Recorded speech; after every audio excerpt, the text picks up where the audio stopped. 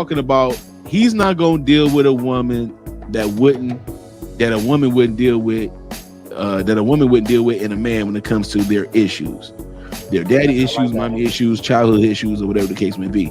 He said he doesn't care why you're not feminine or why you're masculine. I don't care. I am not going to deal with that. Now, he's talking about his own preference, which is a mature preference, by the way, in my opinion, in my observation of him. And she threw up, well, do you have a daughter? As if him having a daughter would make him be more sensitive of the reason why a woman is masculine. A woman is masculine. like that's like I've never met a woman who will be okay with me coming up to her saying, you know what, my dad wasn't around when I was little. So it's certain things that I just don't understand about how to treat you.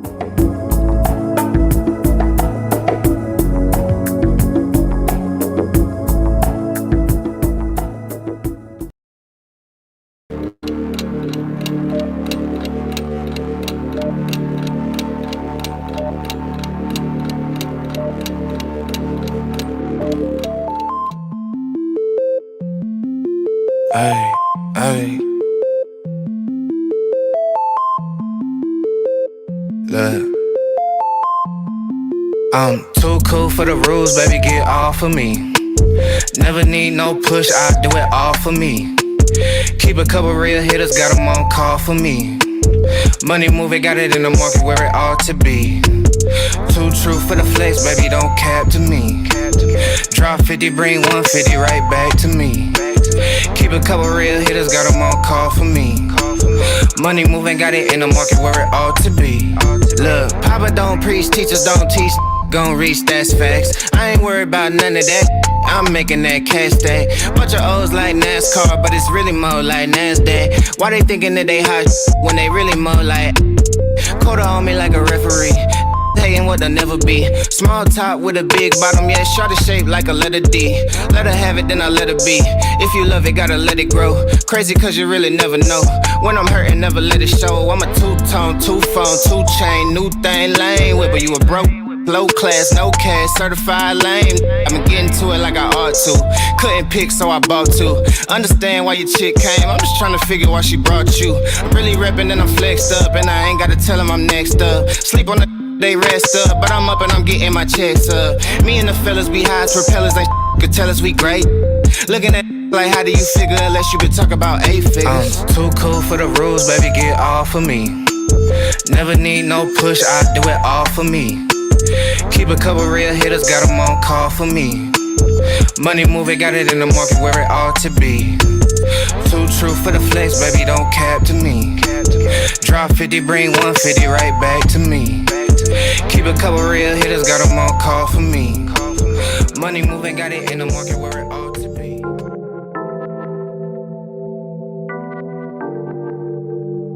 Look, they talking like they don't know a king when they see one. See him in person, he take it back like a refund. Ballin' with my brothers on my playing D1. Daily checking chicken, he gon' spin it watching reruns. Say they real, but they clones of me. How my cousin in the pen with more phones than me. I got daily correspondence, we tapping in with the Goonies. Tatted tagging my body, they tagging me like they knew me. They actually living goofy, I'm tagging the flicking flexing the muscle like penitentiary Gucci. Been addicted to Stussy and hitting like roofies. I ain't tripping off you cause I've been tripping off Lucy. I'm lucid dreaming and scheming, I'm manifesting a movie. Manuscript in a million, I thought that you knew me. Focusing on the Fetty, the longevity, lifestyle. Build a future me, what I'm usually doing right now. Smoking with my shawty, we plotting another 100 grand. Hear them talk a lot, but they knowin' who got the upper hand. Ride about my sister, I'm dying about my brother, man. Leaning out the window, we got him doing the running man. Smoking with my shawty, we plotting another 100 grand. Hear them talk a lot, but they knowin' who got the upper hand. Slide by my sister, I'm dying about my brother, man. Currency from Europe, my energy from the motherland. Tweet a lot, we never seen him in the city though. Taking rent money out to flash it in the video. Staring at the real when they know it hurt, man. Coop clean, Glock 30, dirty as your work hands. I just got a pallet of product, I'm about to flip it. I don't really got all the minutes for me to kick it. Bought my chick a LLC, we bout to scale it. Partner say he growing some, I told him mail it. Coolin' with my man, he kinda mama by the ocean. Only problem that we got is running out of lotion. Get into the chicken, let a black man live. I got more rolls on me than a fat man ribs. Never met a single that don't make me feel fear. They be throwing salt in the game, we still here. We don't hear the that he saying, he think it means something. All the players ballin', we blue chippin', we green thumbin'. Smoking with my shawty, we plotting another 100 grand. Oh God. Hear them talk a lot, but they knowin' who got the upper hand. Slide, slide. Ride about my sister, I'm dying about my brother, man. Slide, slide. Leaning out the window, we got him doing the running man.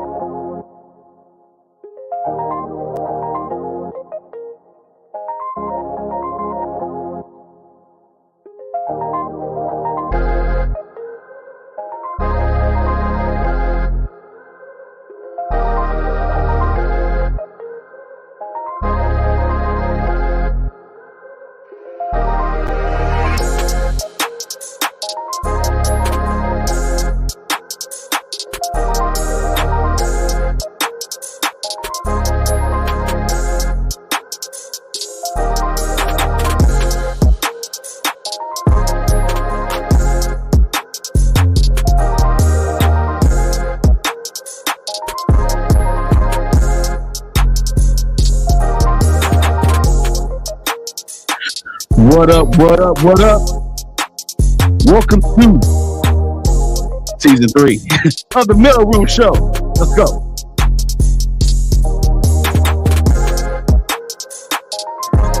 Nah, my job,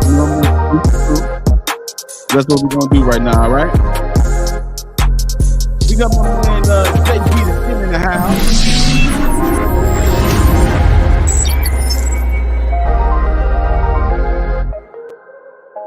Hey yo, my man Rollo can't make it tonight, but we still got Rollo.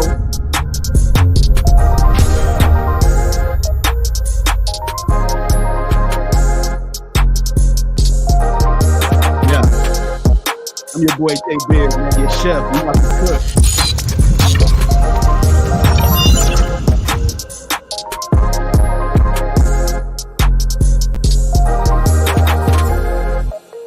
Hey, yo, Jay, what we like to do, dog? Unmute yourself real quick. What you like to do? Huh? What it is? Let that beat drop. Yeah. Let's go, dog. Let's go, dog. What up, dog? What up? What up? What up? Woo! Ladies and gentlemen, look out, David Copperfield. We are in the building, man. Welcome to the Maleroom show, everybody. This your boy Tay Biz and my man JB the Gent. And Rollo can't make it tonight, but we got you, Rollo. Be watching, man. We love you, boy. All right. Let's get it in, man. How you doing, dog? Doing good, man. You doing all right? I'm doing good, man. Doing straight, man. The Lions won at the end of the day. I mean, They won again y'all, today. y'all didn't just win. Y'all made a statement. 40 break. Yeah. I mean, We on top of the North. Yeah, well, yeah, I see, man. that way. Yeah. I mean, it was against the Panthers. I ain't trying to downplay, but it was against the Panthers, though. So a win is a win. That's all I'm saying. A win is a win. I don't care. You know what? A win is a win. I don't care what you say. It was against the Panthers, though, man. You know what I'm saying? You're supposed to win that game. I just play. Hey, but you know my coach won today, though. Shout out to I see y'all. Okay. I see the ticker. Yeah, that's what's up, bro. I'm upset. I'm upset with AR5. He got injured again because he keeps running the football without sliding. I need him to slide. I just need my man to slide, slip. Yeah. We got a moderator in the building. Hello, everyone. Sean, tell me what's up with you. What up with you? All right? Yeah. Appreciate you, baby. Appreciate you. You feel me? You know, you beat the Panthers. You know what I'm saying? Here we go. Look. Hey, everyone. A win is a win. What is a win? Really? What is a win? Okay, really, what is dog? What up, Naomi? What up, baby? Good evening, gentlemen. What up, baby girl? You all right? Yeah, man. Hey, everyone. What's up, though? Sean Priest in the building. What up, though? Hey, everyone. Peace. Yo, for real, man. We got we growing, bro. I noticed, man. We almost at 150 on the subs. You know, we got over. I mean, we almost at 13,000 with the views. I mean, we. Hey, man, shout out to the Maleroom Network, dog. We could. Shout out to us, dog. We cooking, bro. We cooking, dog. It might be something we saying. It could be.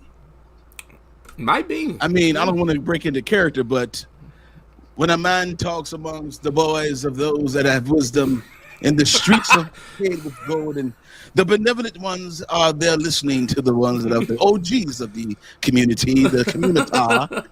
Therefore, ones. You get subscribers and followers that'll follow you everywhere you go. It is what it is. And then he ended with a modern day era term. It is what it is. Lord Fowler said, "No. Who is Lord Fowler?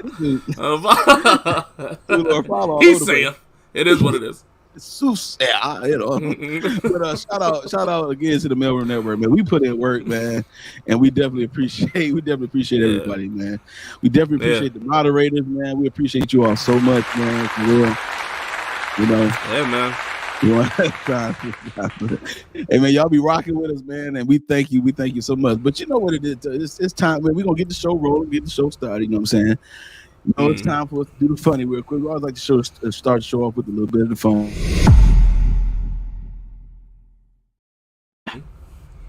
Time for the funny, man. Hey, man, you know this is me.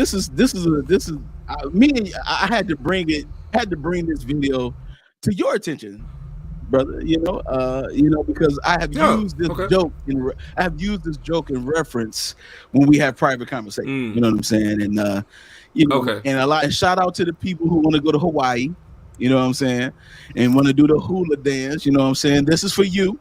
Because the hula is, according to Joe Coy, is a sexy dance, right? And it sends a message. Right. It sends a message, and we're gonna figure out what that message is, dog. Watch this. Okay. Hula is everything. That is the sexiest dance ever. All that shit they're doing now, all the sexy dances they're doing, they stole that from the hula. Hula's on that shit is sexy. She talks to the man through dance. That is sexy. She tells him what she wants through dance. You come see me. When the sun go down, you take me to dinner.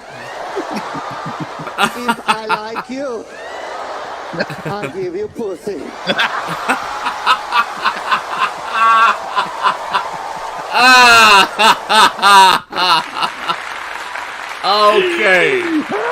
Okay. I get it now. I get the origin of the joke now, man. Shout out to my man Joe Coy, man. See, I'm the only comedian, man. That's hilarious, dog. You come see me. You take me to dinner. If I like you, I give you a bill. Hey, bro. I'll never forget that one. That's funny. Oh man, but yo, man, we are here. We are here for another episode of the Maleroom Show, man. We definitely want to again show love to my boy Rollo, who couldn't be here tonight. But man, we got you, my boy. You know what I'm saying? We got you, my boy. We want to send our love to him. Yo, man. So you know how we get it done. As we embark on another round table that has now become the Maleroom Show, let's never ever forget the foundation that is our Trinity. Salute to us. And salute at home as well. I got me a nice little ounce of Sunday evening slither. Sunday evening slither, man. Yo, if you are makes me want to talk. Hey man, if you're watching the show right now, man, make sure you like, share, and subscribe to the channel, man. Share it with your people. Let them know that the Maleroom Show is on the mic. We're gonna go ahead and get started with the first topic of the day.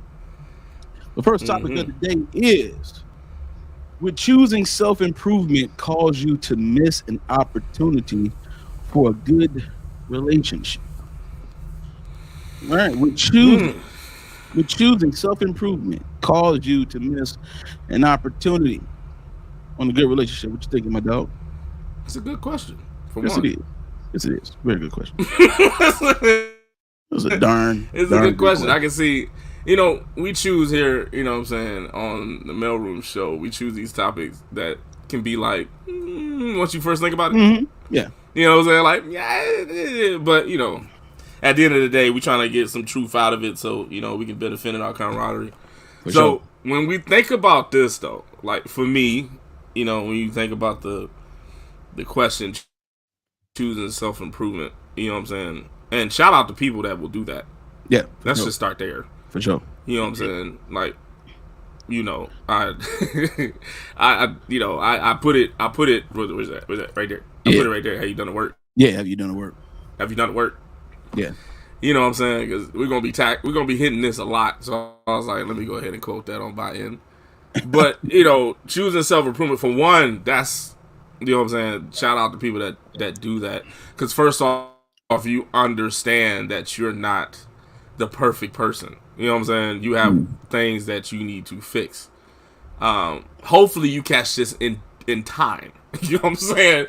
You know what I'm saying? Say that for real. Because some people don't catch this. Some people catch this later in life and be like, why is everybody acting so weird? And it'd be you. You know what I mean? But nevertheless, everybody just walking away. Right. So but people, like, is it me? Like, So, when people catch it in time, sometimes you can prevent, you know what I'm saying, some calamity in either your relationships or in psychology on anything with longevity. Sometimes you can catch it and have a better result of things. So, doing self-improvement is great. Yeah. And I'm not talking about that tangent that people like to call, you know what I'm saying, that's the hype of the self journey. I ain't talking about y'all. You know what I'm saying? Because, you know what I'm saying? That some people are just saying that just to say that to people and not really doing it. And they're usually saying that in result of the fact of the results they had.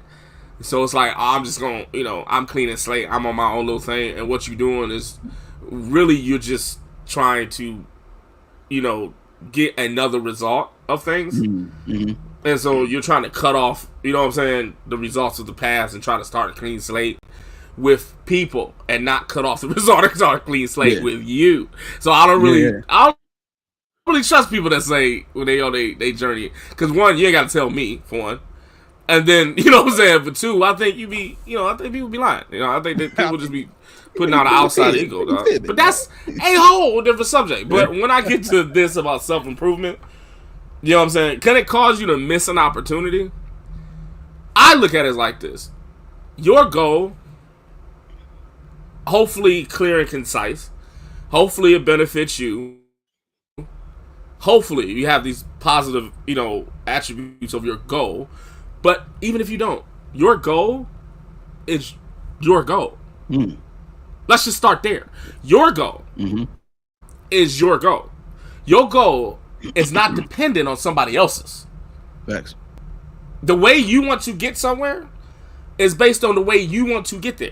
You know what I'm saying? Now you can have advice and direction, like advice and, you know what I'm saying? That's why people go to therapy and stuff like that. You know what I mean? To do that, because, like I said before, therapy don't solve nothing. They just point you in the direction of the problem so you can solve it. Your goal is your goal. You know what I'm saying? Right. So if somebody comes into your life trying to campaign that they can match your frequency or whatever the case may be, they want to be a part of your life or whatever, and you don't feel like that it is going to assist you in your goal, then that's okay, because that's your goal. Now, that person might feel some type of way. An outsider might think something different. You know what I'm saying? But your goal is your goal. Especially if you have a positive field goal of self-improvement. Especially in that. You know what I'm saying? Like, if you have a lot of things that happen to you, you know what I'm saying, either currently or past, and you're just trying to change the outcome of stuff, starting with you, not starting with people, but starting with you, then whatever focus that you need to do on yourself, do that so you can fix it. That may avoiding opportunities. You know what I'm saying? Like that, it may include what you know what I mean, what people they claim themselves as opportunities, or even you might claim as opportunity. You know what I'm saying? If you haven't reached your goal yet, that doesn't mean you have to take on something that come about, you know what I'm saying, because it seems nice. That's fact. You know what I mean? Like, you just have to, if you're going, like I said, only if you have a positive focused goal for self-improvement, it's okay to bypass something to your goal. You know what I'm saying? Because you never know if that person might offset your goal, no matter how nice that person is. Right. That's just me. What you think, bro? I totally agree with you on that. I popped this up real quick. It says, "Well, if you haven't done the work, or at least started the process, then the unhealed parts will spill over into the relationship." That's definitely a fact right there. Yeah, I agree with you, man. I think that also, just to add on, is that the self-improvement, I think it causes you to choose better relationships opposed to missing out on them. I think you miss out on good relationships when you don't do the self-improvement, when you think nothing is wrong with you, because you have a minion group of people saying that you're a queen or you're a king. And then all of a sudden you feel like there's nothing wrong with you, so you don't have to do anything. You know what I'm saying? And I think self-improvement has become, again, it's almost becoming a thing like social media. It's becoming a tool that's in the wrong hands. Some people use self-improvement as an excuse to remain the same. Right. Yes, that's what I was trying to say. Yeah, that's the point that I was trying to get to. Yeah, that's the don't judge me, people. I mean, I'm still a work in progress. Don't judge me. Just don't judge. Like, okay, look, man. You've been at this for 8 years, baby. You know what I'm saying? At some point, you got to uproot the situation. The issue is in the root. At some point, you just trimming branches and you just pruning things, and it's like, okay, well, the problem is not what you're seeing on the outside, it's what's hidden on the inside. That's the problem. The root. You never see the roots. If you see the root, then that means the tree gone. You know what I'm saying? If you uproot it, you can plant it somewhere else, but it still has the same problem. You know, but the thing is that people who self-improve, you will see the results of it based on your behavior. Your behavior change, your mind change. When your mind change, your talking change. You change your talking by the way you change your thinking. And so in now this is another thing. If you're in a self-improvement process and you're doing it properly, you can come across an opportunity of a good relationship or a potential good relationship. And if you have that self-improvement, if you know where you are, then you'll know for a fact, like, okay, I can at least have the genesis or the beginning of something nice with this person. Mm-hmm. It'll start off with getting to know them, talking, seeing what you have in common, or seeing if you're like-minded, things of that nature, with, you know, all of that kind of stuff. Again, I don't think self-improvement causes you to miss an opportunity for a good relationship, but it will help you to choose a good one. And if you are able, if you are in a position where, you think that you know that you're not in a place where you want to be, if you know that you're in a place where, okay, I'm not able to share or function with another person in an intimate way because I still have these issues.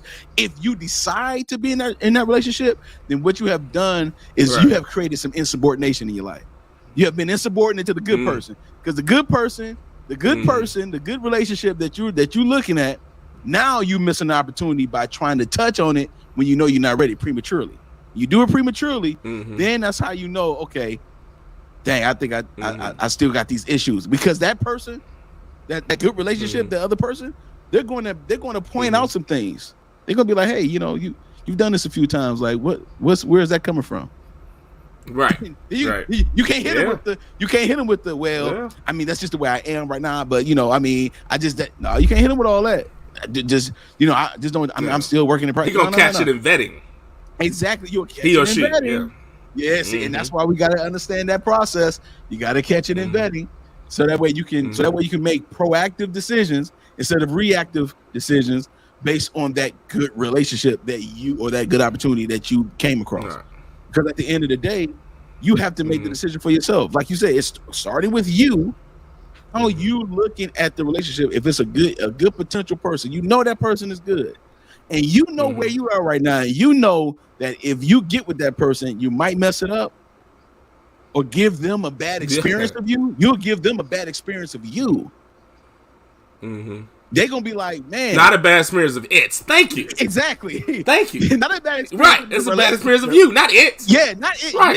You. I have a bad experience of you. I'm not gonna blame relationship and love because of you. Right. You know that's my fault. Right. That's on me. I take the L on that. But I had a bad experience of you, so that's the reason why I'm chilling on you. I'm still gonna look for what I want. I'm still gonna look for what I want, but I'm chilling on you because you are not ready. And you know, if you know you're not ready, then you should not be in that relationship with that person, or you should not even try to do anything with that person because you're not ready. I mean, it's just like putting on clothes. If you know that you're not fully clothed, some people don't know they're not ready, though, right? There are certain people that don't know they're not ready either.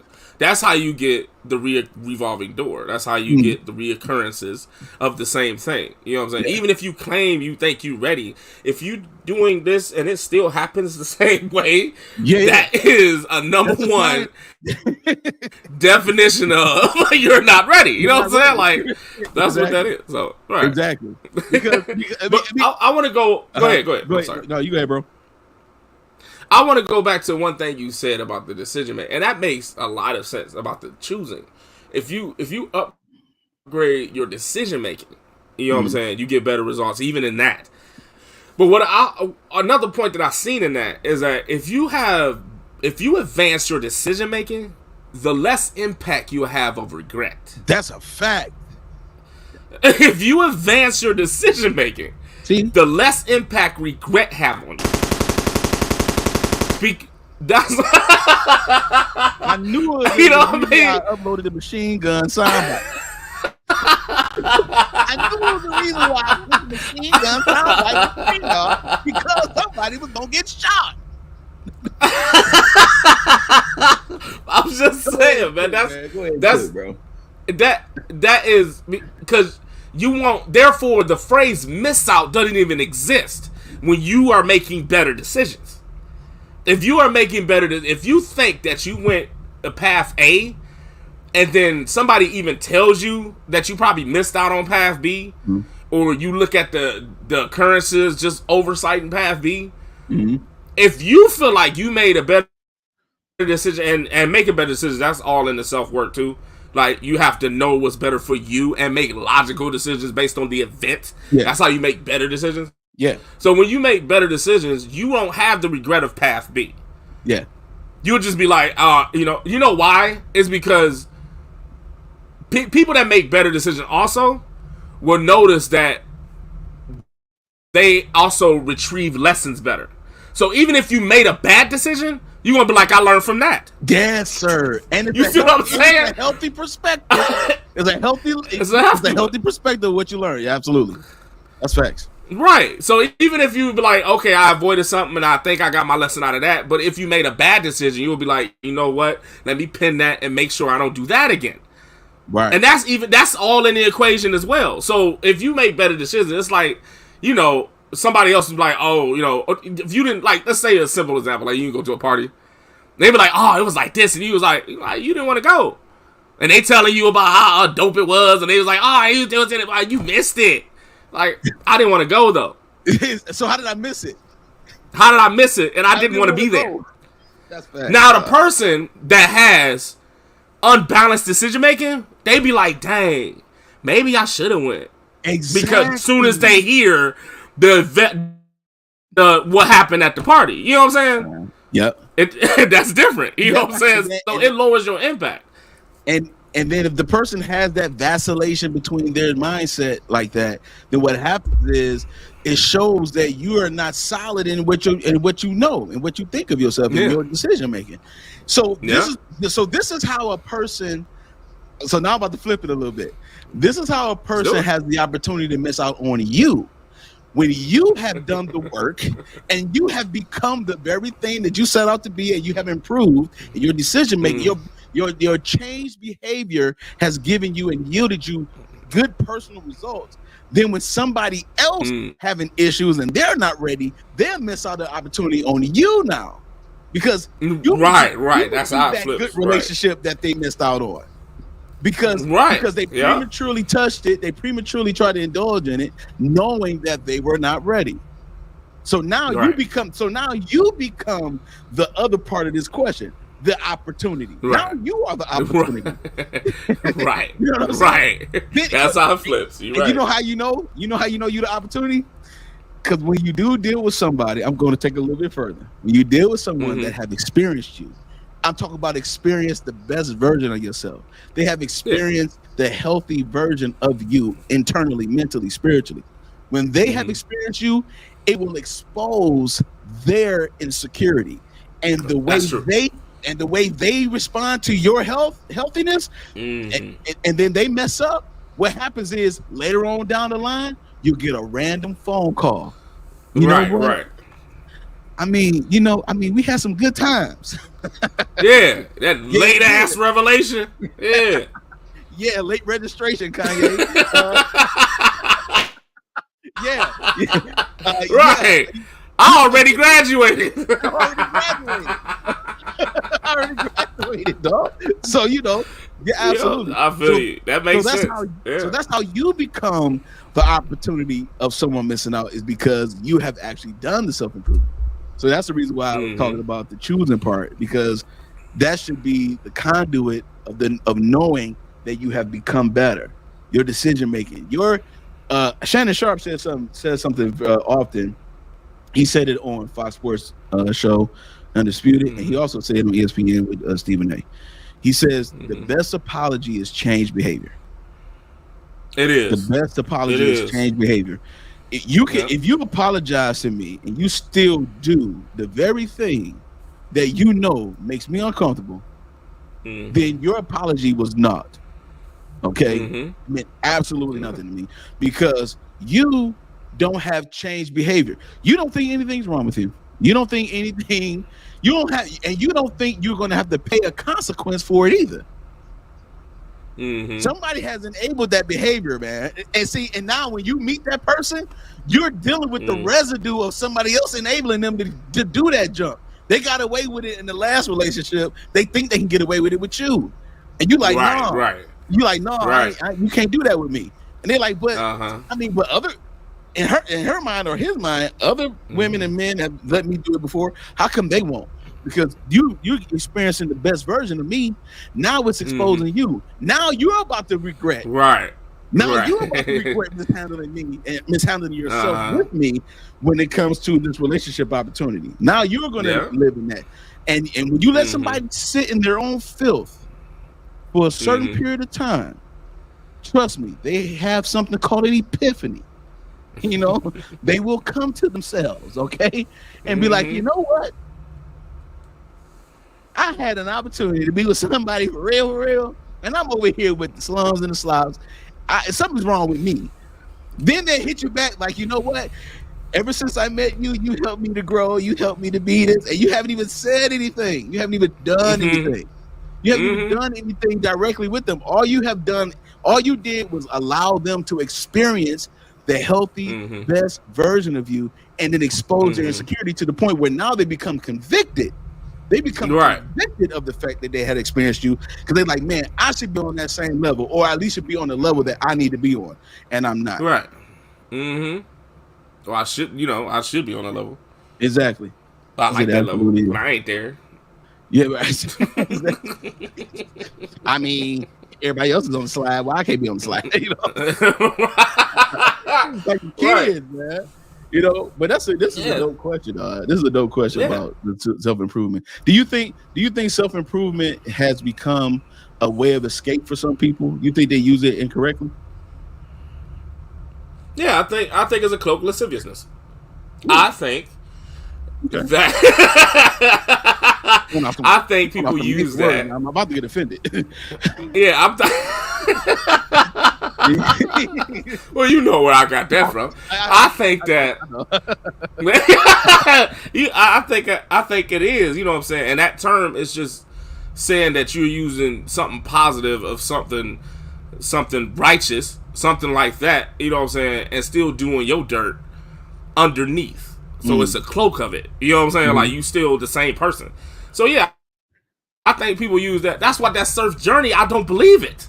Yeah. You see what I'm saying? That's why I don't believe it. Because people put that out there as that cloak. They put it out there like, I'm doing the work. So, you know what? I'm taking a self journey. I'm self-healing. I'm doing all this. Like, it is, you know what I'm saying? Why are you on the podium with this shit? That's what I'm saying. Do you think that people do that? The people that do say it that way, do you think they are not actually getting the help they need? Or is what you're saying just geared towards people who try to do it all alone on their own without any guidance, whether it be counseling, therapy, whatever the case may be, or friends that know better? Like, what category of people are those? I think those people are. Yeah, I think those are the people that are not actually doing it traditionally and correctly. You know what I'm saying? They might be taking it out on their own. You know what I'm saying? But what I think they use the device or the event as a standard set for other people to see them as, because they don't really understand what that totally involves. And when they hear this event happen, they see the positive result, so they mimic it. You know what I'm saying? And they think that that's, you know what I'm saying? They think that everybody else is going to accept them for that, because I mean, these people I think know that they be tripping. You know what I'm saying? I think these people know they're set in their ways, and their results are, you know what I'm saying, are showing that. And so then they go to this thing that, you know, I just want to get better with myself and do the self healing, and then they tell everybody that. You know what I'm saying? And then they broadcast, but they right, they just broadcast. They on the podium with it, like I said, and then then you know what I'm saying, and then they do stuff on a physical basis to try to show this thing. You know what I'm saying? Like, get into support groups and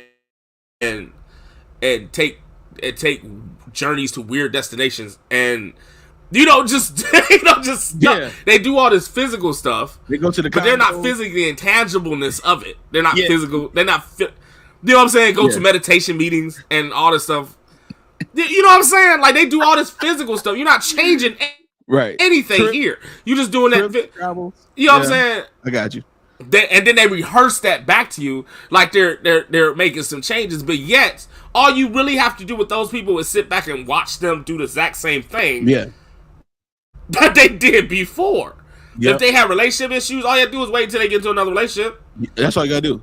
they're gonna do the exact same thing. You know what I'm saying? That's how you really show the vindictiveness in it. Yeah, that's right. Yeah. I think, but people just use it as a cloak. They just use it like, oh, I'm on a self journey, and all this other stuff. Like, don't judge me. That's the first thing. Don't judge me. And then also, don't accuse me going forth. Ooh. Even if it is. Now, you see what I'm saying? Yeah, even if it is on you, but don't accuse me though, because I'm still healing from. I'm still healing. You see what I'm saying? If you're healing, so your healing doesn't change any way of your thinking. Come on, now. So you run into the same thing, but you trip over the same thing in the ground, and you on the ground talking about, I'm still healing. That don't make any sense. No, man, that's a bull job right there. No? That don't make any sense. No? Yeah, dog. If you healing, if you are healing, you need to stay in the hospital until you are able-bodied enough to get it to finish it out at home like they normally do, and say, hey, you're outpatient today, right? You came in with an issue, we took care of it. You are healed. You are in the road to recovery. You're at a good place where you don't have to stay here now. You can go down home, but don't go outside. Don't do too much. You got restrictions. So when you're in the self-improvement, self-healing, self-journey process, there are restrictions. They're called boundaries that you have to set for you. You are the one that need the boundaries, right? So it's for you to protect you. You know what I'm saying? So I totally agree with you on that. Though. Right. Sure, man. Sick people don't go around other people when they sick. You know what I'm saying? And you just don't take 1 teaspoon of rubber tuss and talk about you cured. That's right. That's you get in that bone there, boy. You know what I'm saying? You just don't that tussin'. That tussin'? You don't take 1 teaspoon of it like, I got it. I'm straight. Everything's cured. I'm cool. It is what it is. You don't run around and take pictures of the Robitussin bottle talking about I'm taking Robitussin, do you? Right. No, exactly. You know what I'm saying? Like, you don't do that. So why are you advertising? Like your boy Buddy Love. Nutty Professor. One sip. Reconstruct your DNA for 1 sip, baby. Oh, man, shout out to the topic, man. This was a good stuff, man. Good topic, man. Right. Yeah. Yo, put a 1 in the chat if you're enjoying the show so far, man. Put a 1 in the chat if we cooked that message, man. Cooked that topic. That was some good stuff right there, my boy. Also, if you got a Q&A, we do it differently. If you got a Q&A question, don't have to be, it could be about the show. It doesn't have to be about the show. If you're just curious about it, we will go ahead and save your question. And when it's time to highlight that boy, we will highlight it. We'll do it throughout the show. We won't wait till the end like we did last season.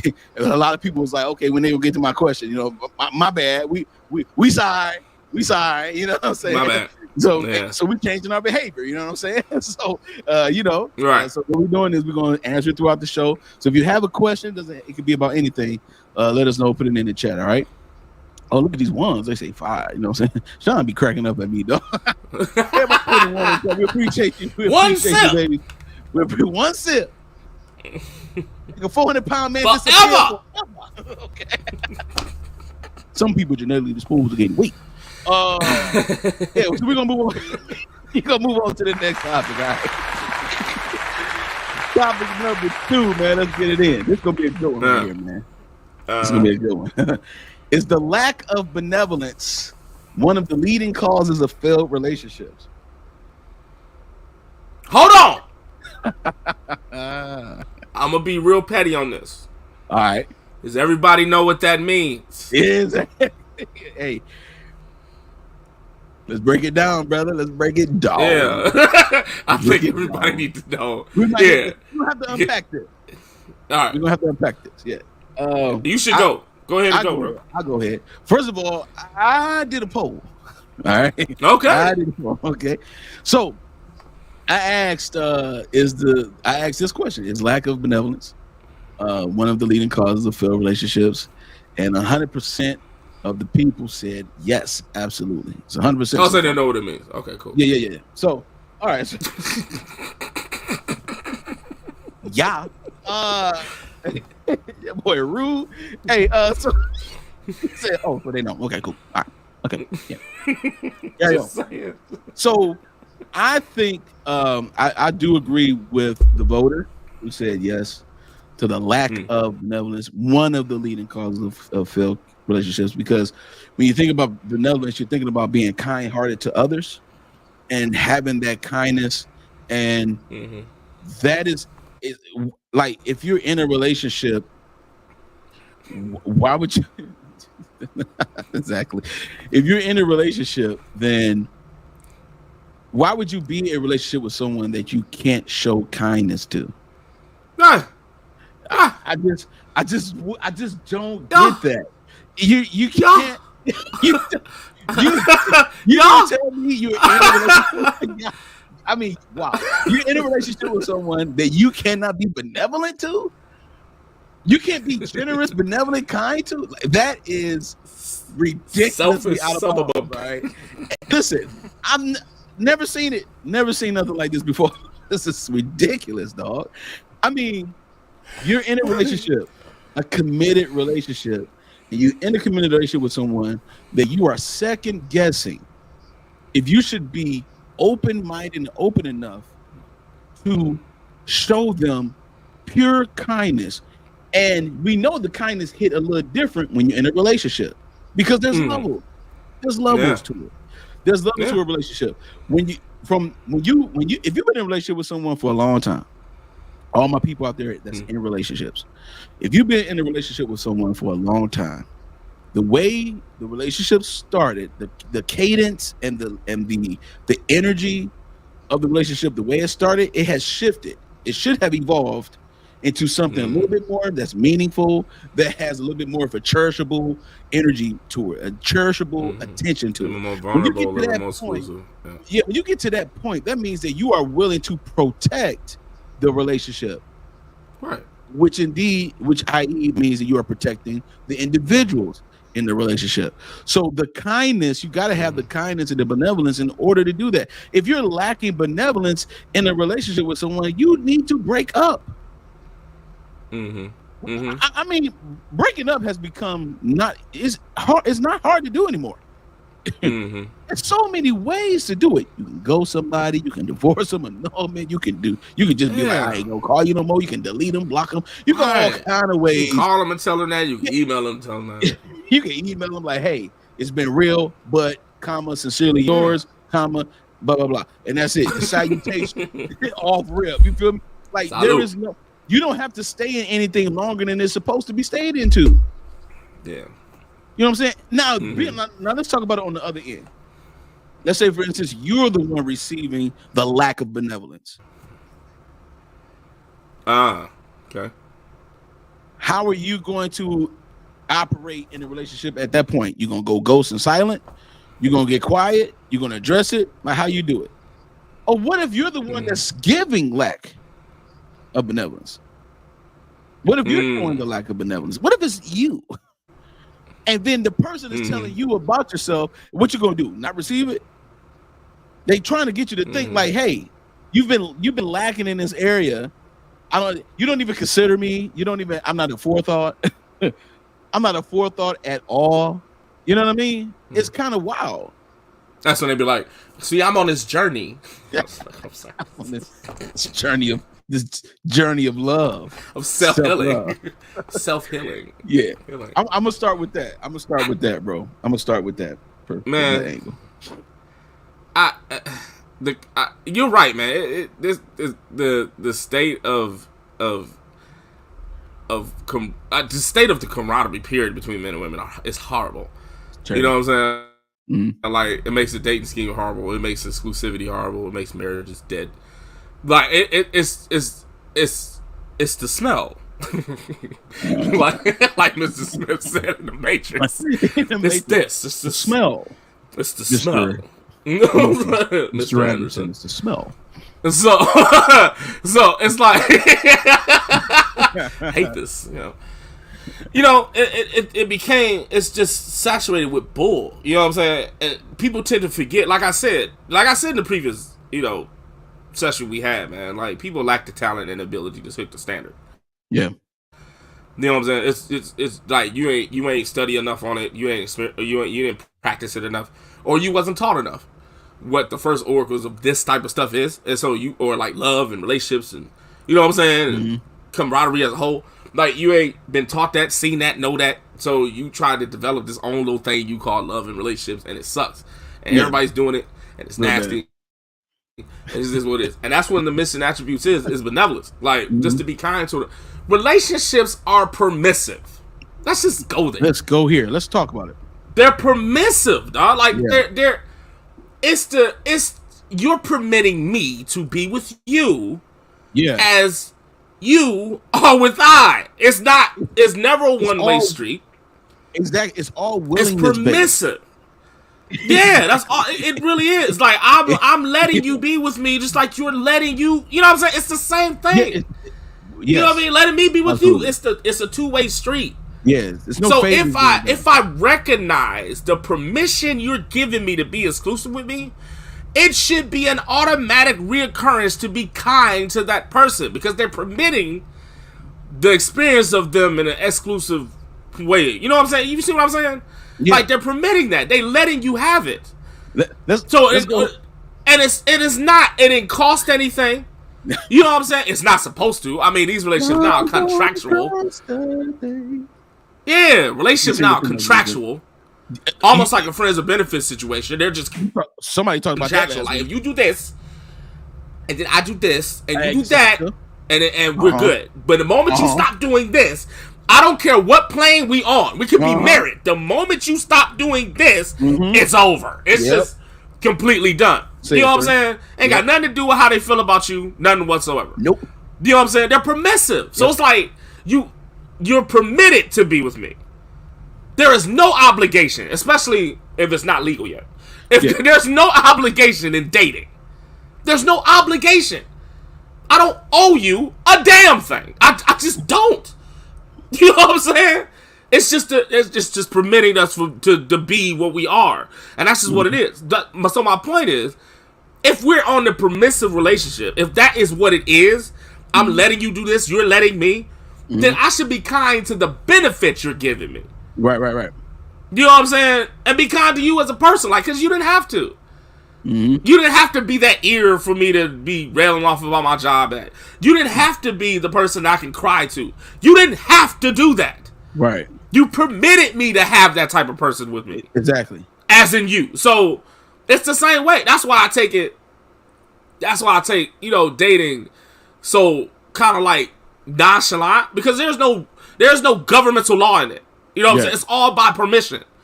This just is what it is. And the moment you stop getting the benefits of this permissive relationship, that's me telling you that you don't want to permit me to do this anymore. And so we should be able to just disperse. You know what I'm saying? It's emotions may be involved, whatever the case may be. But this is easy you get in, it's easy you get out. It's all permissive. All permissive. So don't come in the relationship expecting to set a standard. You know what I'm saying? Or be obligated as a result of something. Right. Like you know what I'm saying? These modern day people do. Like, I want this, and if you don't give me that, then you know what I'm saying? Like, people put the material things in front. You know what I'm saying? To make that contractual. Yep. And then after that, you're permitted to have my feelings. You know what I'm saying? Now I'll be soft and kind and compassionate after you make $100,000 a year, and after you are 6'4", and after you are athletic. So you know what I'm saying? Wait, Joe, you mean to tell me that in order for me to create some benevolence in my relationship, as far as kindness and politeness and submiss and the willingness to just be kind to me, it's going to cost me a whopping $100,000 a year?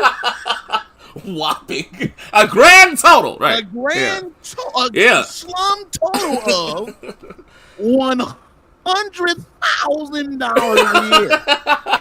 For me to get some kindness, some politeness, some attention, a whopping $100,000. We branching on this from our last show, man. Like, you putting that behind a paywall. Wow. So it's like you putting behind a carnal physical wall. Like, you putting it behind that. So once I breach that, with your permission, since it's funny, because that's, but anyway, once I breach that, you know what I'm saying, then you give me the intangible parts. Now you be kind to me. It's just we talk and except just your time and effort originally showing up. If I ask you out on a date, Right. it's permissive. Jesus. I'm gonna be kind about that because you showed up. There you You go. see what I'm saying? There you go. That means you gave me the time. Your time Yeah. is worth something to somebody that likes you, to just kind to other people. You know what I'm saying? So I'm gonna give you the best. I'm gonna give you the best time for your time. You know what I'm saying? Just based on that. Doesn't matter where we go. Now it shouldn't, but that's another thing. But it doesn't matter where we go. Talked about that. That's just, I'm gonna give you the best of it. Yep. I'm just saying, like that's just. And you see that comment? So they're monetizing their benevolence? Yeah. Yeah. Yeah. Yeah. See, remember That's last exactly what week? happened. Remember last week? Old girl said that I don't want a coffee date. That's a low budget date. So No budget experience. yeah. So this is the thing. So I jotted some things down that came to me while you were talking. So one of the things that I jotted down was, okay, thinking highly. So somebody is thinking more highly of themselves than they ought to.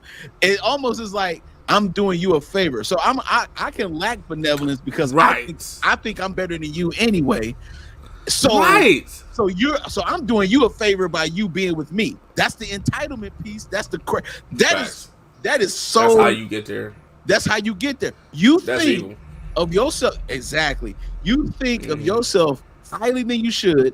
You think you're better than the person you're with. So that's the reason why you can talk down on them and make it seem like you're doing them a favor. But at the same time, you are willing to stay with them. Why? Because they kiss your ass.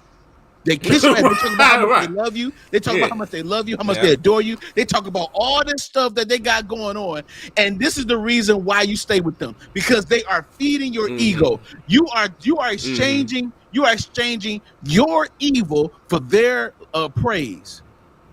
You be evil to them. You lack benevolence. You lack kindness to the person that you're with in a relationship, and you exchange and you are entitled. So you think to the praise that they give you. You're so beautiful. You're so wonderful. You're so this. You're so that. You everything you do for me is so great. Blah blah blah blah. And they still treat you like trash. And you think that it's okay for you to do this because you've had other people enable you to think this way.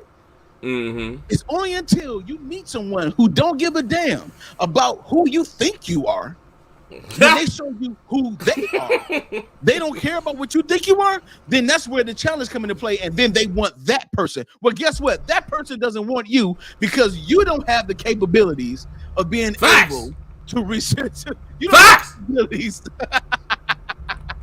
Facts! Want to date.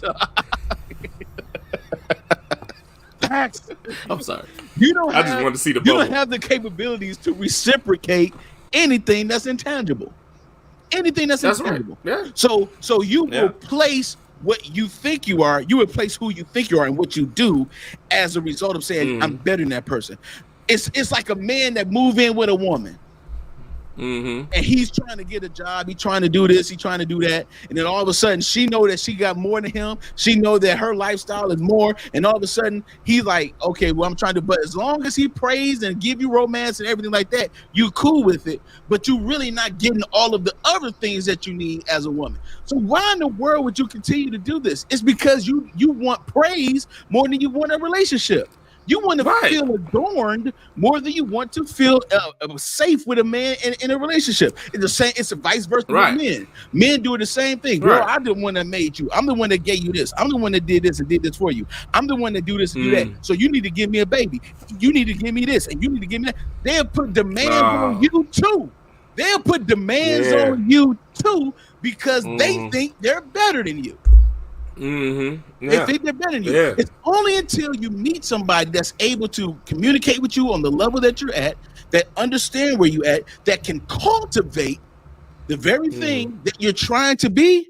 That's how you know you can move forward. That's how you know they are sharing themselves with you, and it's not a lack of benevolence. It's full benevolence head on. It's benevolence hand on because now I'm cultivating the very thing that you want to be because it's there. You got to tweak some stuff. You got to, like you said last week in the conversation. Let me trim that a little bit.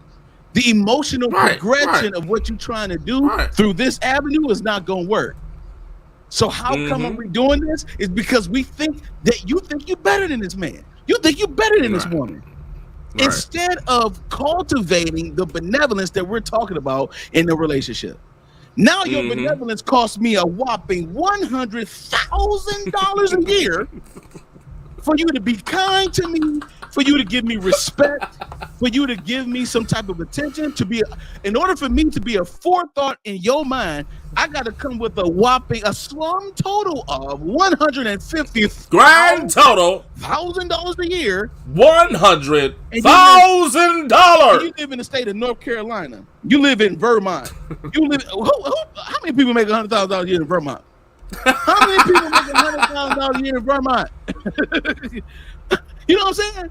So here you from North Dakota, and you talking about a man got to make $200,000 a year for your lifetime. Man, if you don't sit your non-benevolent ass down somewhere, okay? That's facts, man. Something is wrong with you. It ain't always everybody else. It's you. Yeah. It's you. And the way you interpret that stuff, it comes out.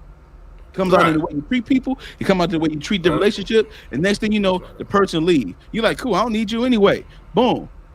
Men have done it. Women have done it. I don't need you anyway. So get out of here. It's like, wow. Wow, I'm glad I didn't go further with you. You know what I'm saying? Right. You know what I'm saying? Yeah, I'm glad I ain't make no long-term commitment. No long-term goals with your, you know. You know what I mean? So when those comprehensive people come through that person's life, man, and if they know you're not ready to accept it, they'll pass you right by. They'll give you the lesson and pass you right by. You know what I'm saying? Like the only people that they're gonna stop for is people that understand that. Yeah. That they can see the benevolence out of them even before they even get to see. There's some attributes that you need to have even before you start dating. That's a fact.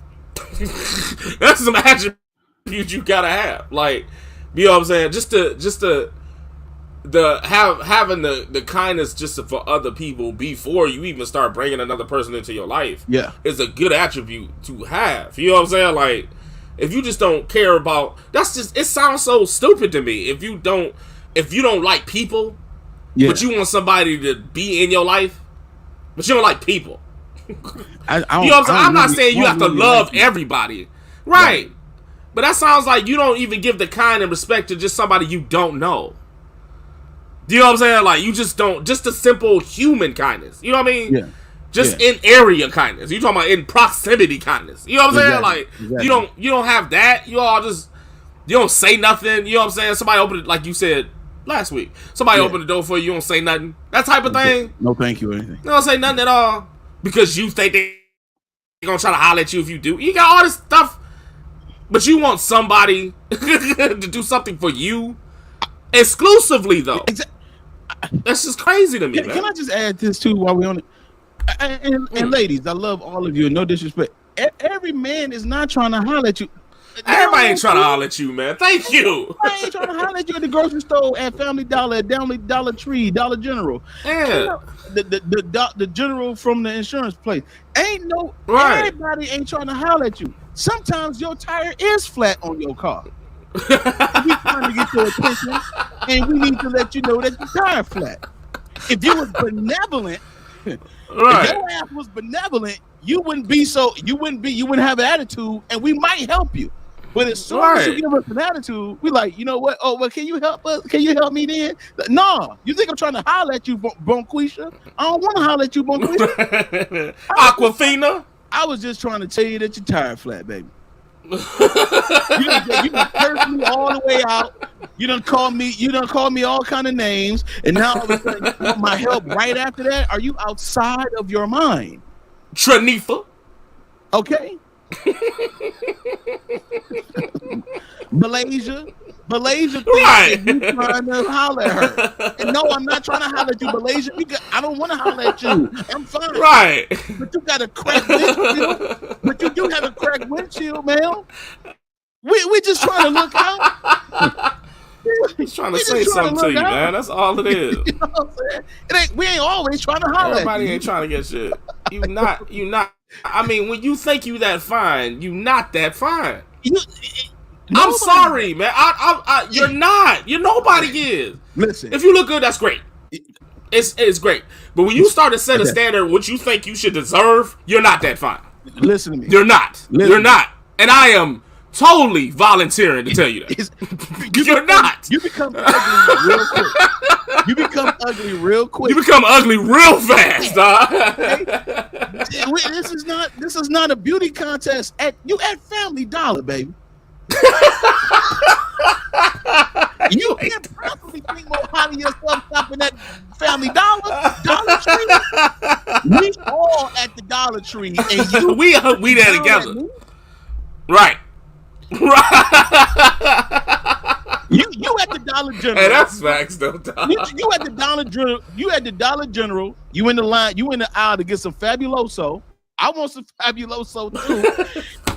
I want Fabuloso. I like Fabuloso. I mean, I can't believe it. Like, all I said was, "Excuse me." Oh my God, you trying to holler at me? No, no, Malaysia. I'm not trying to holler at you. I want some Fabuloso.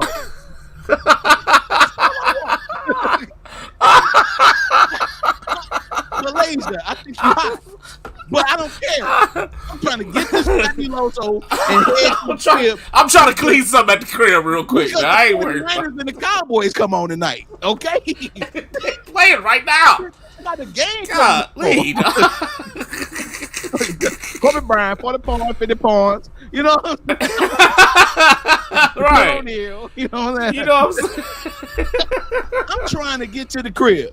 You went Malaysia. It's just facts. It's funny, but it's facts, dog. It's funny, but it's you know what I'm saying? So it's kind of it be kind of rough out here, man. But hey, we gonna move forward. We got it. All right. Oh my God. Oh man.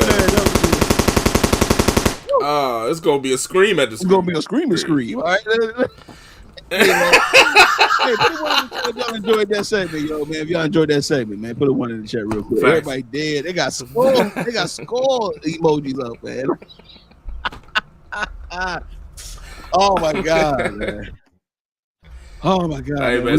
Most people ain't heard it from a perspective like that, man. You know that? Like, people ain't. Yeah. You know what I'm saying? It's always supposed to be this already, baby. I'm trying to. Like, come on. Some things is just facts and realistic. Like, it's just facts and realistic, man. I mean, we not trying to holler at the Family Dollar, baby. We not. Right. Not all the time. We trying to get some Cascade dishwashing pods just like you was. Man, I just want some pods for the on the low. For the low. That's why we in here. For the low price of. That's why we in here. You know what I'm saying? All right. For the retail value price of. No, you know what I'm saying? But again, man, shout out to the topic, man. Shout out to the Maleroom.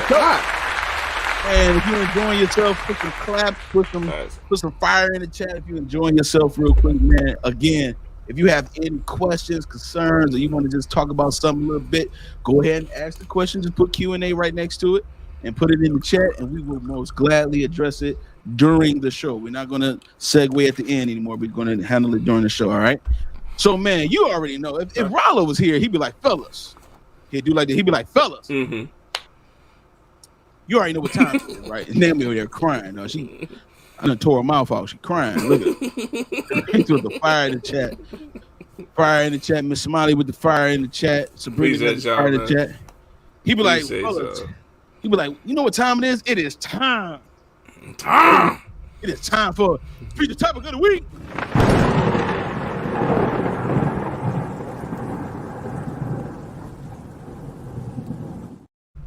Shout out, man. Feature topic of the week. You see the question, you saw the thumbnail all weekend long. We are finally here. Now, I ain't gonna have the ticker down because the question is in the thumbnail. Does the cool. Does the impact? Yeah. It's right there. It's just right there. It's glistening. You got the Maleroom here. And you got the topic right there. Right there. And the fellas, right here. You know. And then you creep over this way. And the fellas over there. One. That's dope. I like that. There you go. So, does the impact of your childhood define who you are? This is going to be a very, very introspective topic right here. I'm pretty sure it's going to be. Jay, I want you to start off, man. I want you to start off if you can, bro. With You want me to start off? yeah, if you can, bro. If you want to start, or do you want me to? Do you want me to go? Do you want me to play? Cheers. I think somebody was that a balloon lost some air in the. Like an old hip hop song. Aww. No, I'm just playing.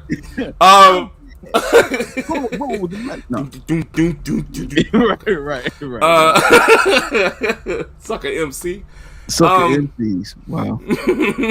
That's 83, 84 right there. I'm gonna start off short, man, and we'll bounce back and forth. You know, we're doing pretty good today with that. All right. I'm gonna start off by saying hell yeah. Hell yeah. Amen. Hell yeah. Oh y'all. It do. It does. You know what I'm saying? You know, and we're talking about the impact of your childhood. You know what I'm saying? We're talking about the things that probably could have happened. You know what I'm saying? Mostly we're talking about out of your control, but whatever. Yeah. Probably decisions you made too. Yeah. You know what I'm saying? Does it define who you are? You know what I'm saying? If you're not careful, it will on the negative side. You know what I'm saying? If you're not, that's how I feel about this. You know what I'm saying? Like, I think people can learn to make changes. You know what I'm saying? And I don't think people can change people. I think people change themselves. So I think you can learn to make changes. You know what I'm saying? So things that happened before, you know what I mean? And we're not, I'm going to get to traumatic experiences. I'm just talking about, you know, things that, you know what I'm saying, it was probably, you know, family related or something like that, or an event. You know what I'm saying? That, or just the well-being, maybe your environment, you know what I mean? Stuff like that. Those are changeable. You know what I'm saying? Like, and, you know, those things, you know what I'm saying, sometimes make you who you are. Like, my one of my siblings is a lawyer. You know what I'm saying? And so, you know, but we came from, you know, the ghetto. You know what I'm saying? We didn't have much growing up. You know what I'm saying? Like we didn't. You know what I'm saying? Mighty P block. Tell you. Mighty P block. Yes, dog. You from Detroit? You know we came from. Yeah, we came from the block, man. Like, and we didn't have much. You know what I'm saying? Our parents, you know, or the people who raised us, whoever did their best. Yep. You know what I'm saying? Like, with what they had. Yep. So my sister, knowing this, you know what I'm saying, did not like the way she lived like that, and she changed it drastically. You know what I'm saying? She made it a thing for her to be more independent and more self-endowed. You know what I'm saying? So she went to school for over 18 years. Became a lawyer. Like, you know what I'm saying, 12 years. And, you know what I mean? Did her thing. You know what I'm saying? Now she better off and all that stuff. I'm using that as an example. You know what I'm saying? That, you know, that was her environment and she just wanted to change it. I think people can change themselves. Now we're talking about traumatic experiences, though. Yeah, let's talk like about things that happen not of your accord. You know what I'm saying? Something that might have damaged you psychologically. Yeah. I think that it has a negative impact on you if you do not recognize it. Some people, and we talked about this earlier, some people don't recognize it until late.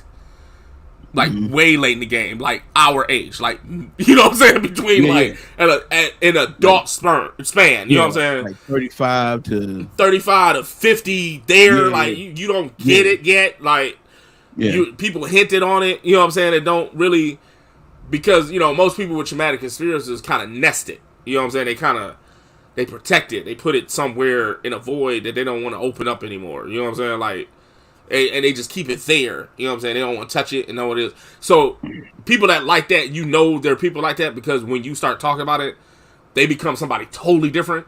That's how you know they nested. You know what I'm saying? They packaged it. They was like, they put it somewhere in the back of the closet, didn't want to touch it no more because it was real dramatic. You know what I'm saying? And then they probably speak on it or whatever, but they don't dive into it. Once they open that Pandora's box, it's crazy. They become crazy, right? Yeah. And that's just a traumatic experience. We, you know, people have went through that. I'm not saying nothing wrong with it, but it's just people that went through that type of stuff. What I'm saying is, if you don't open it on your own and try to fix it, try to investigate it, tried to go into why it triggers you the way you do, because you can't change the traumatic experience. Right. It happened. You know what I'm saying? It might have a long term, even past through your adulthood. It might have a thing, you know what I'm saying, to you that you just don't want to visit no more. That's fine. But don't let it be a trigger. Yeah. To cause you to be somebody else that you don't want to be. You know what I'm saying? And I think that impact, you know what I'm saying, that usually happen early in your days, that's why we say childhood, can define who you are if you don't catch it. You know what I'm saying? If you don't catch it, then it's gonna be an issue. You know what I'm saying? If you had the absence of love in your childhood, let's just say it that way as a simple thing. You know what I'm saying? You can go deeper than that if you want to on your own volition. But let's say you had the absence of love, or you felt like you had the absence of love, and then went through your childhood. It's gonna be hard for you to love someone, and you're gonna be putting a lot of stuff on people that's trying to love you. To the point that they're going to be working hard as hell to try to get to the simple you.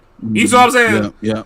Because you don't want them there. You're vulnerable. You know what I'm saying? Once somebody get there, that's another thing. Once somebody get there, you don't even know how to treat them because somebody got there like, oh my God, I wanted this all my life. I don't know what I'm doing. Yeah. They start doing that stuff. You know what I'm saying? Yeah. So that's what I'm saying. You got to catch it. You have to catch it. Figure out who they are. That's why the self-evaluation is so prominent. It's so needed. It's necessary. Especially when we're talking about bringing another human being into your vulnerability. Yeah. You know what I'm saying? It's needed for you to self-evaluate yourself. To find out even if you do need to be with someone at this moment. At the moment. Just because you want it, that don't mean it's good for you. Just because you want it, don't mean you need it. You understand? Good stuff. So so that's what I'm saying. Like, does the impact of your childhood define who you are? I think people can change. But are those experiences that really kind of cut into your psyche? Yeah. You know what I'm saying? Those traumatic events, those missing people. Y'all know what I'm talking about, right? Yeah. If you get into that, if you don't catch that at the root of where it is, if you don't try to purge it from the roots, then it's going to offspring into something. You're going to try to nestle it behind the leaves. You're going to try to keep it underneath. You're going to try to put perfume on it. You're going to try to do all this type of stuff. But it's going to define who you are at the end of the day. That's all I'm saying. Hey man, I enjoyed that, bro. Hey man.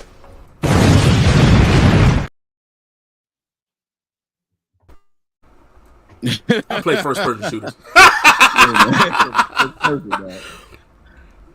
Yeah, man. When we got this question, man, this is first of all, I want to make it clear that this particular feature topic was from Rollo. And he had been on it a little bit for a minute, and it was pressed upon him to do it, and so I think I think we want to definitely do the justice for him. So I want to first of all, before I get started, I want to say I agree with you, brother. I agree with you so much to the point, man, that if you had a church, I'd join. You Bishop Beasley last week was preaching the unadulterated word of God. Bruh. So I came across this video. Again, this was not. I was just perusing through the video, through reels and stuff like that, and I came across this video from a particular man by the name of Marcus Lemonis. His name is Mark Lemonis for some people that He had a TV show called The Prophet, Profit. He's a businessman and entrepreneur. He's from Lebanon. He came into the United States when he was young, and with his parents, and he became a multimillionaire. And what he does is invest in businesses, and he does networking, and he invests in the business. He takes on 50% of the responsibilities of the business, and then he go ahead and sells his part back to the person, so that way they can have 100% ownership back. So that way they can, get all the benefits and all the revenue that they supposed to have. This man was talking. I believe he was talking at a church, or maybe he was talking at some type of other conference or something like that. But he was talking, and I think that this video is very, very indicative of what we're talking about today. All right. Yeah. So I'm gonna go ahead and play it real quick, and then we're gonna go ahead and slice it up. All right. single one of us has this muscle memory in our brain.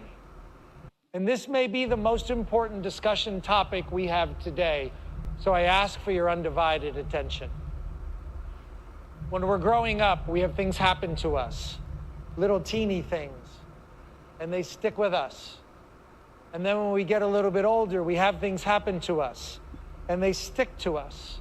And then we get a little bit older, and we become parents, and things happen, and they're not always good, and they stick to us. And a bad marriage, and a bad relationship, and a bad partnership, and a bad friendship, and a bad neighbor, or whatever all the words are that go along with it.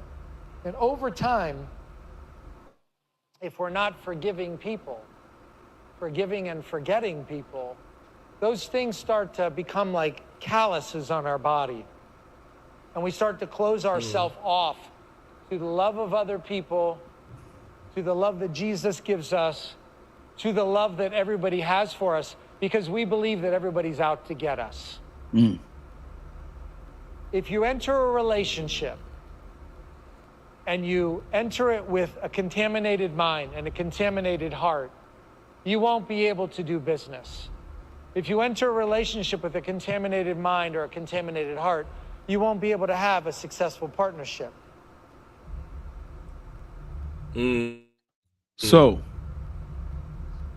I wanted to start off with that. It goes back to what you said, Jay.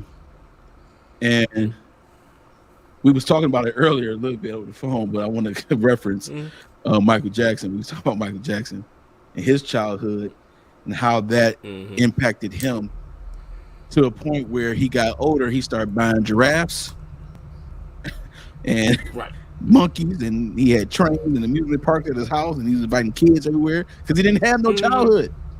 You know what I'm saying? Now, how many black people know where to get a giraffe from? I mean, we can get a pit bull, we can get a cane corso, but dog, a giraffe. You know what I'm saying? Yeah. So what? So then what? I mean, now that's extreme. It's extreme. So he never been to the zoo. He never been on a train. Never been at an amusement park. He didn't have any childhood friends because he was Michael Jackson. None of that. And so I like what you said about the fact that it can impact you in a negative way. I believe the same thing, that you can change.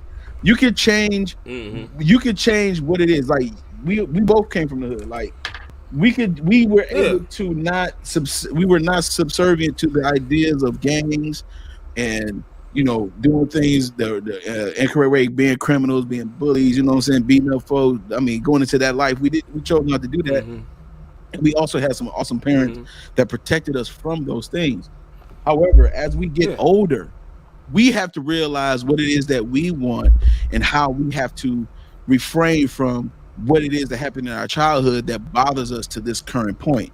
Think about this for a second. Do anybody remember, and people in the chat, let me know real quick. Do anybody remember a time when you was in school and you was a little boy or girl where somebody picked on you and teased you? Do you remember what they said? Do you remember how you felt when they said it? Do you know why they did it? Did that person also become your friend? Because sometimes back in the day, cook mode, sometimes back in the day, when you got bullied, the bully became your friend sometimes, depending on what area you grew up in. But if you remember that, put a one in the chat if you could remember distinctively whatever happened to you before as a child, when you came to school. You can remember why. Why do you remember it? You know what I'm saying? Because what happened and the way you felt about what happened is synonymous. It goes together. And so what happens? I can't stand that mofo to this day. To this day, right? And so now I ain't never even seen him. I haven't seen him since. When a person does not deal with whatever that feeling was, then when you meet and come across people like that, you said a key word, it triggers you, and you think that the problem is the trigger, but the problem is the trauma. You don't want to admit the fact that it broke your heart and hurt your feelings. You think it's the trigger, but it's the trauma. It's really the trauma. It's not the trigger that's bothering you. It's the trauma. Wow. That's facts, man. Yeah. Yeah, if you really think about it, yeah. That's right. That was poetic, bro. You think Wow. you think you need to fix your triggers. No, you need to face your trauma. So that way, Traumas, right. that way the impact of trauma will not define who you are now. And see, what we do is we specialize, and this is in the society period, we specialize in treating symptoms, but never the disease. Right. Yeah. We specialize in treating symptoms, never disease. We specialize in taking pills for headaches. But why you get a headache in the first place? What is a headache? Where did it come from? Mm-hmm. It could all be some of that stuff can go back to what you ate. Did you have too much sodium today? Did you have too much sugar today? Did you have too much? Did you have anything that caused your blood pressure to go high to a certain point at any point of the day? What did you eat? What did you have? Do you have low oxygen intake? Those things can contribute to a headache. But we love to just pill it up. Pill it up. We love to prescribe ourselves. We love to have quick fixes. We love to do all those things. And then we want to put it in a relationship. Now I want to correlate. Now I want to correlate my soliloquy with a comment that we had earlier. And I'm trying to look for it right now. Bam. Well, if you have not done the work, or at least started the process, the unhealed parts will spill over into the relationship. Now, this was a prophetic comment because she didn't even know that we was going to go ahead and do the video. He talked about it. We talked about it. The fiat. Like the car. That was fact. That was fiat.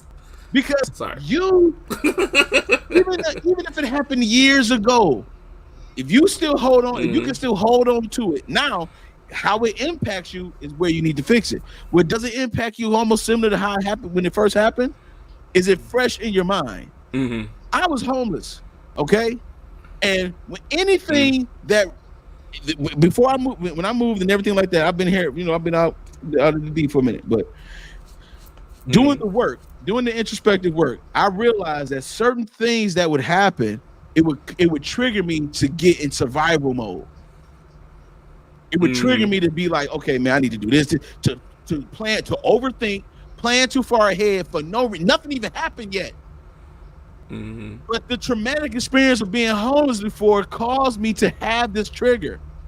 Right. So this is what doing the work looks like. Getting help from someone else who is more skilled at life than you. It's called counseling. It's nothing wrong with having a counselor. I don't understand how so many people can go to church, but they don't have counselors when counselors in the Bible. I'm not gonna go there. I'm just saying. I'm just stating. I know it's Sunday. I'm just stating. So at the end of the day, it is Sunday. So at the end of the day, you need help. This journey that you're on, doing it alone is a bad idea. It's like going in the car and driving with your feet. It's not a good idea. You can do it. Do what you want to do. You can do it. But if you do it and you crash into something, I wonder why. Because your damn feet was on the steering wheel when you should have had your hands on it. You can't drive with your feet. You know what I'm saying? Right. But this is what we do. Right. We want to do it our way. And then anything that challenges you, it's something wrong with them. No. The impact of your childhood has defined who you are negatively if you do not tend to it. Unattended issues are still issues. You can't just walk around like the issue ain't there. Can't put perfume on it. It's still there. You wake up to your body every day. There's a gentleman by the name of Jeremy that said to me that you can't come out the mud clean. Now, I don't know where that came from, but it had to be from God because the man is smart, but damn. That was just poetic. Conspiracies, man. So at the end of the day, the thing is how you treat your trauma will impact the level of the trigger. The more you tend to that thing, and the more you uproot it and you face it, whether it be to a family member, if you got an issue with them, if you have an issue with an old relationship that was traumatic for you, an actual traumatic experience, and you haven't dealt with that person yet, and every time you think about that person, you get something on the inside of you starts bubbling on the inside. All those things, from that, anything, those things you have to face at some point, because it's spilling over into your relationships, and people are starting to stay away from you because there's something about you where drama always follows. Well, if you follow the drama, you'll find the trauma. Go ahead, my brother. If you follow, hold on. We're not just gonna walk past that like you can say that though. If you follow the drama, you'll find the trauma. Find the trauma. That is true. Wow. Nothing. Never mind. I wasn't gonna say nothing. Nope. They always dramatic. Keep watching them. Keep watching them, because what happened with people that's dramatic, they start mentioning things, other things that have nothing to do with anything. You know why? It's because they're still traumatized by something else, and that trigger has now become dramatized. They were traumatized, now they're dramatized with their triggers. So everything is an over-exaggeration. Everything's an over-exaggeration. Yeah. Everything. Everything is an over-exaggeration, all because you have not taken the time to yield and subject yourself to someone else they don't have no dog in your fight. All they want to do is really, really help you. And it's what they called to do. And it's the thing that they specialize in. You mean to tell me you're going to challenge that person? No. How dare you? You are the student here.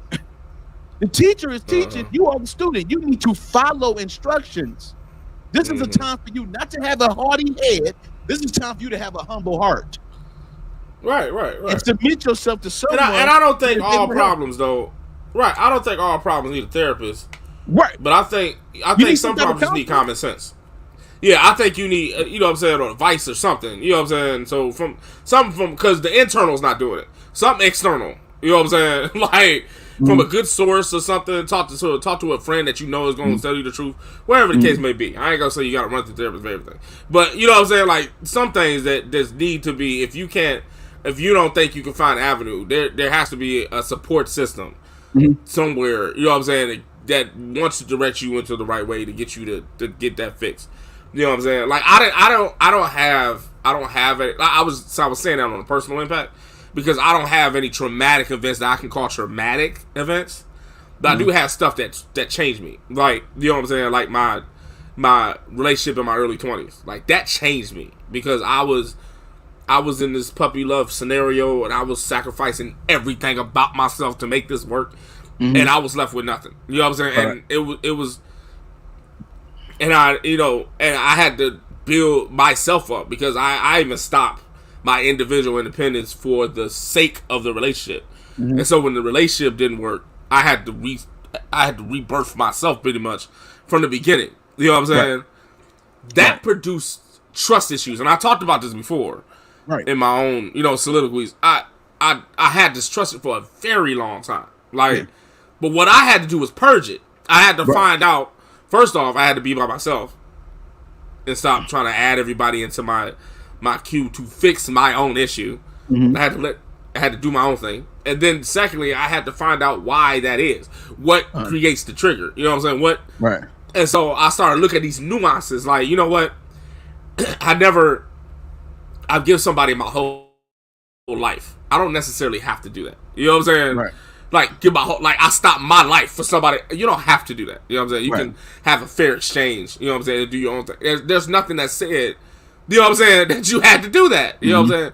There's no law that said you had to move in with somebody when you date them. There's no law like that. But I thought that was just the thing, because, again, I was doing what I thought that my parents did. Yeah. Which I was a good thing.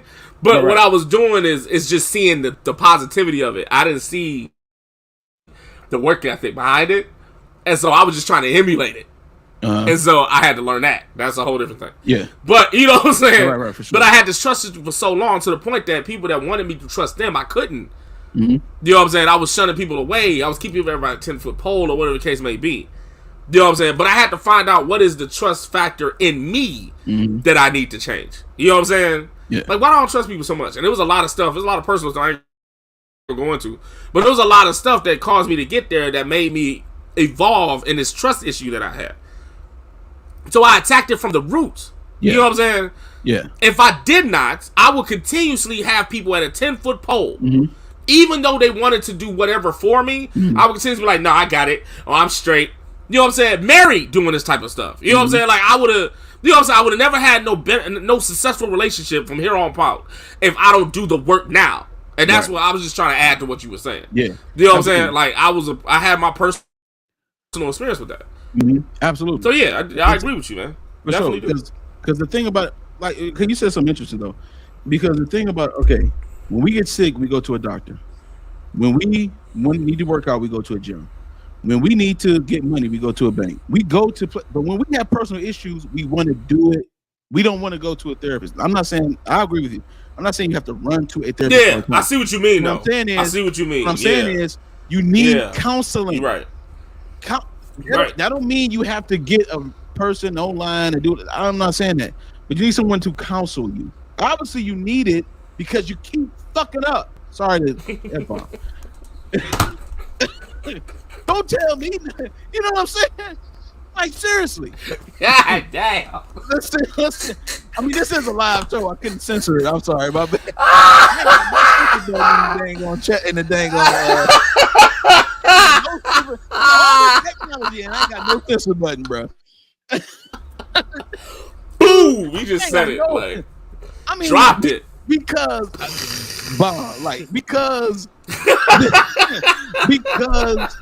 we do this to ourselves. I mean, I'm just giving us something to think about. Everybody do their own thing, their own way. It's all good. Listen, but I'm just giving us something to think about. When we have issues with our car, we go to the mechanic. When we have issues with our body, we go to the doctor. When we have issues with money, we go get a loan. We have all these avenues to go to. But when we have family issues, personal issues, childhood issues, then we don't want to go to nobody. Why?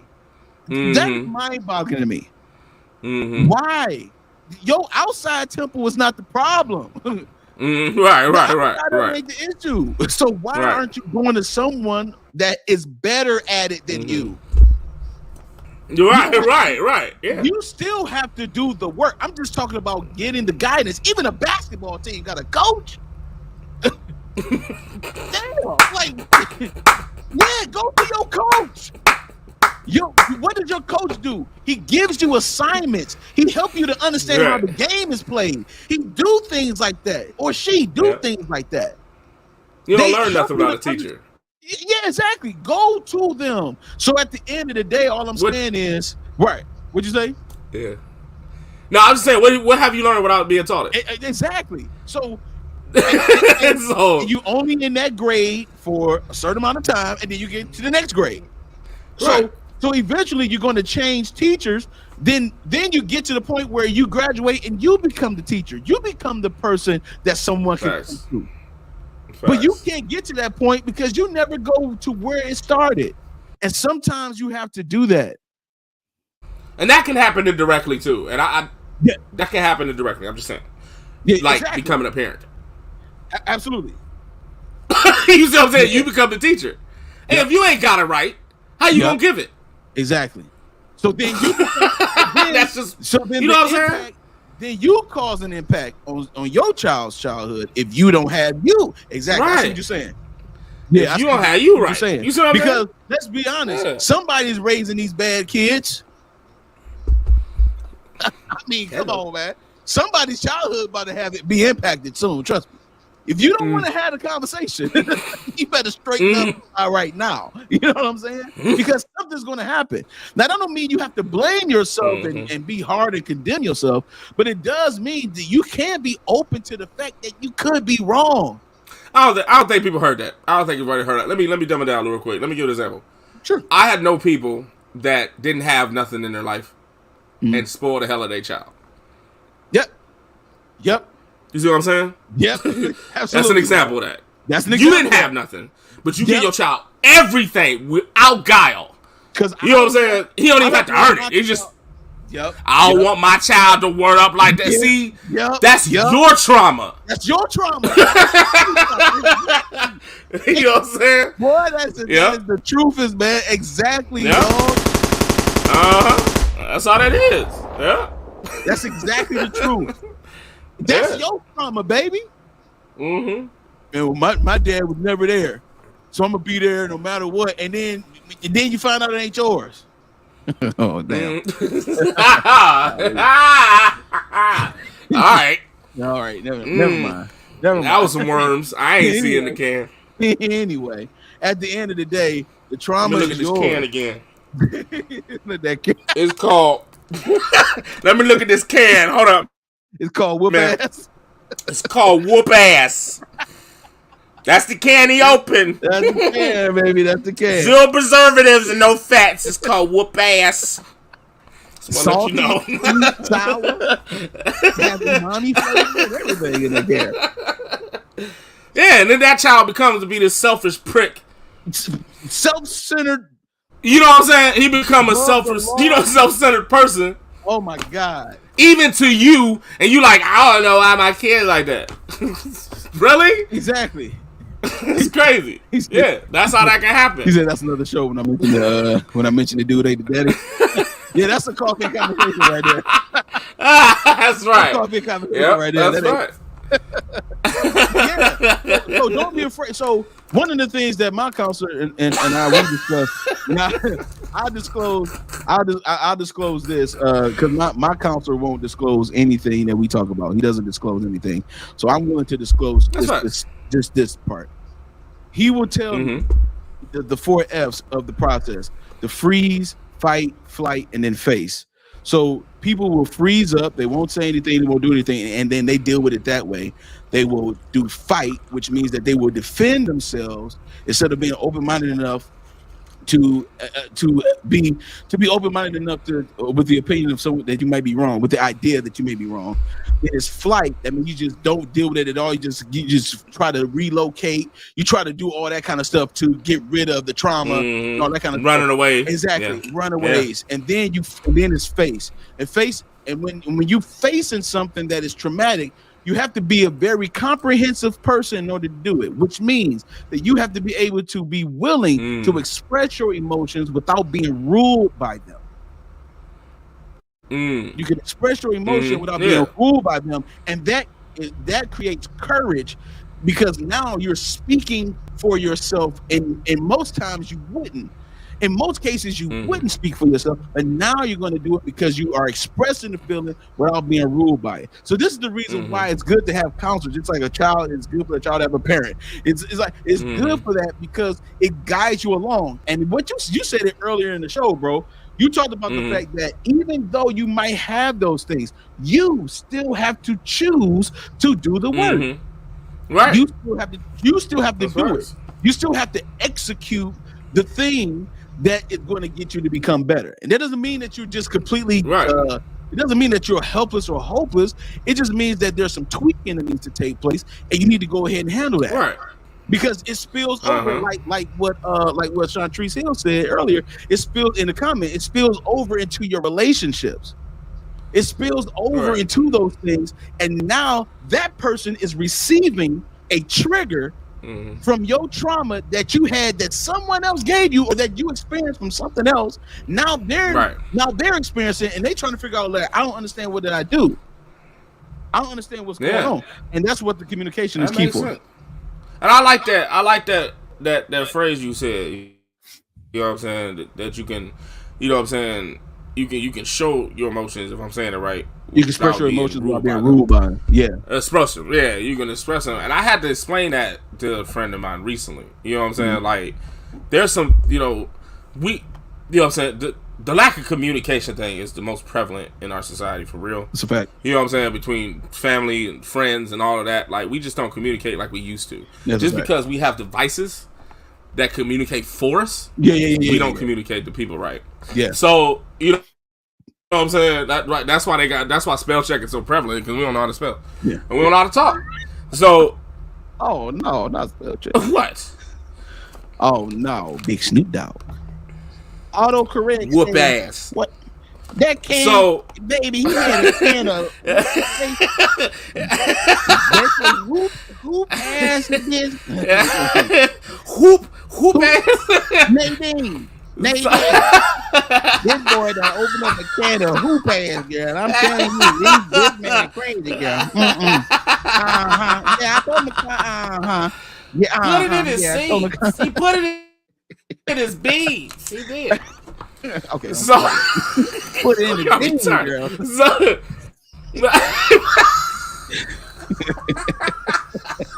So I'm just saying, like, I had to say, communication is the worst thing at all. And I was telling somebody that because I've noticed, you know, just in the midst of me being, you know, inexperienced with them, I had to tell them, like, hey, your communication is you know what I'm saying, is bad. Like, this is the type of person that I've seen in observance that they will wait until the situation gets too dramatic, and get too climactic, and now you want to ride your emotions, which is they already up here now, and then spill out in communication your emotions.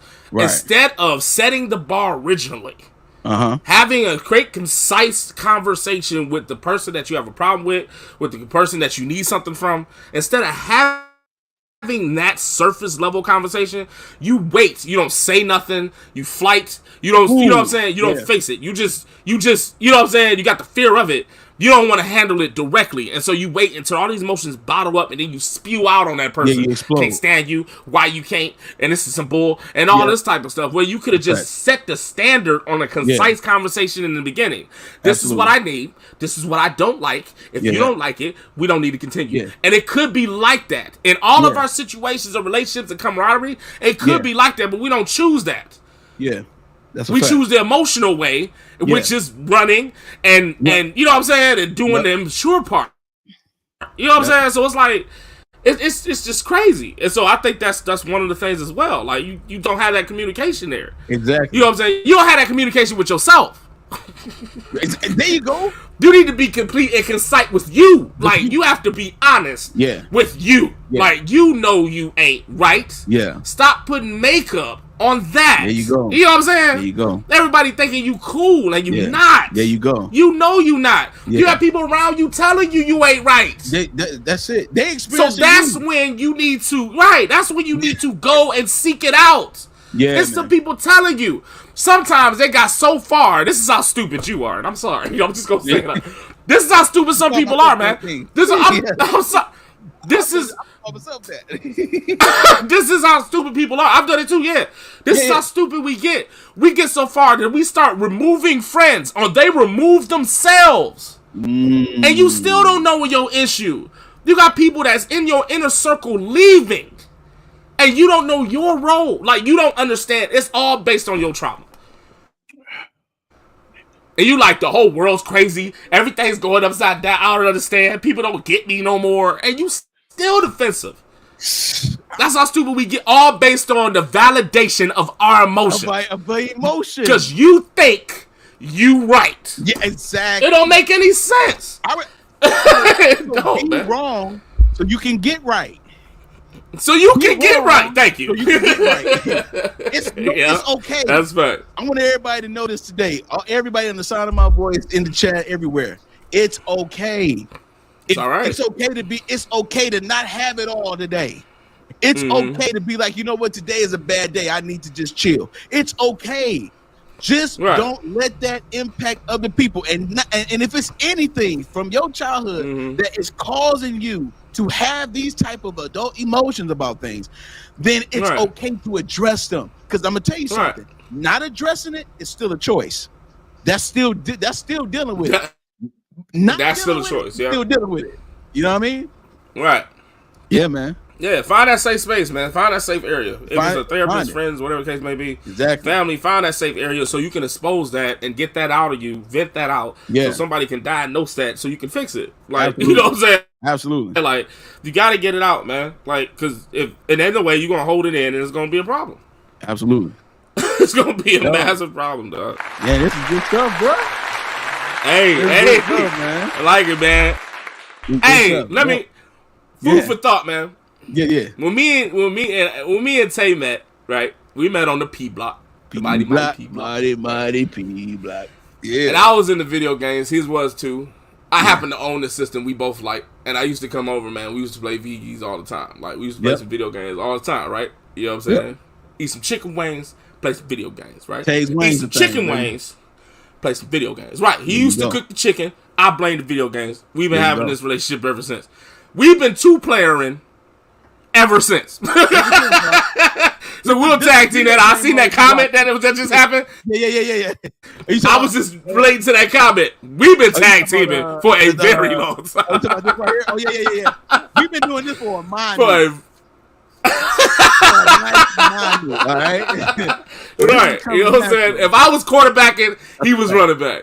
If I was point guard, he was center. Yep. It was just the way it was. It's just the way it was, man. We just always bounced off of each other. Tag team back again. Okay, I can't do too much. They make copyright.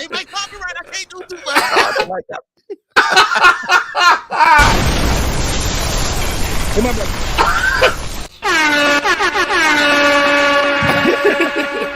Don't say nothing, bro. I don't know that, man.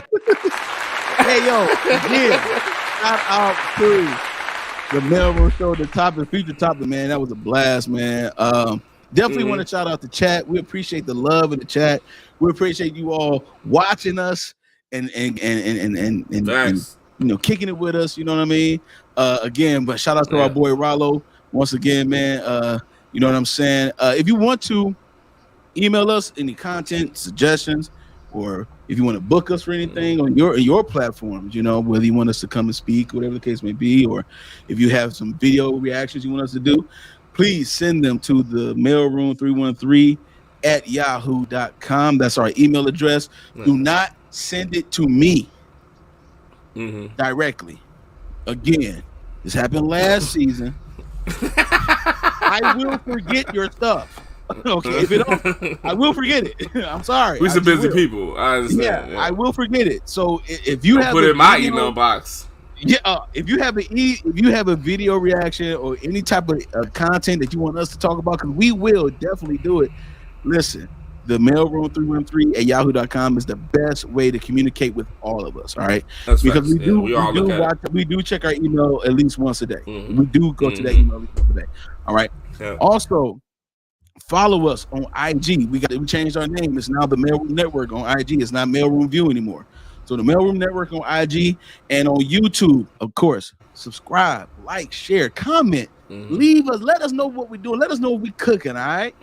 And I want to say something else, man. I want to shout out again for the Dub Gaming, man, that helped us to get to the point where we're at now. But we're catapulting, we're growing, we are definitely doing our thing. Our views is up, our shorts is up, our subscribers is up. We're doing so good. Yeah. So I just want to shout out for the Dub Gaming, my boy Jock Love. I appreciate you, bro. Appreciate you again, Rollo, man. I hope you watch it, man. We love you, bro. We miss you on the show today, dog. Okay, it's Country Hills said great combo fellas. Rollo, he was missed today for sure. Absolutely. Yo, definitely. You want to send love to everybody that's watching right now, man. What you want to say to the people, though? Oh man, thank y'all so much for being that, man. You know we a fool. We're like, you know what I'm saying? Me and Tay, even Rollo, you know, we some idiots. And you know, we'll never forget, like we say this sentence every time we start this show, you know what I'm saying? We'll never want to forget our Trinity, and that's just us, the way we were. You know what I'm saying? So if we use that on an individual tip, we don't want to just be this performing type. You know what I'm saying? We want to just be ourselves. And the more we can be ourselves, the more you can get the unadulterated opinion and truth and the reality aspect that we can get through. So I'm thankful that y'all pay attention, and I'm thankful y'all can always come back. I'm thankful that y'all comment, you know what I'm saying, and accept us for who we are. Absolutely. Most importantly. You know what I'm saying? Like, thank y'all so much for that. Definitely, man. Hey, yo. I ain't got nothing else, dog, so we can go ahead and get up out of here in a minute. Hey. You know what we do? I'm out of here, man. I'm about to go watch this football game. Holla at us. Please. Yo. That's what I'm talking about. Let's get it. Okay. Appreciate you, Sean. This is one of our new mail carriers. We appreciate all the mail carriers, man. All the new ones. All of our moderators. We love you. Peace. We out.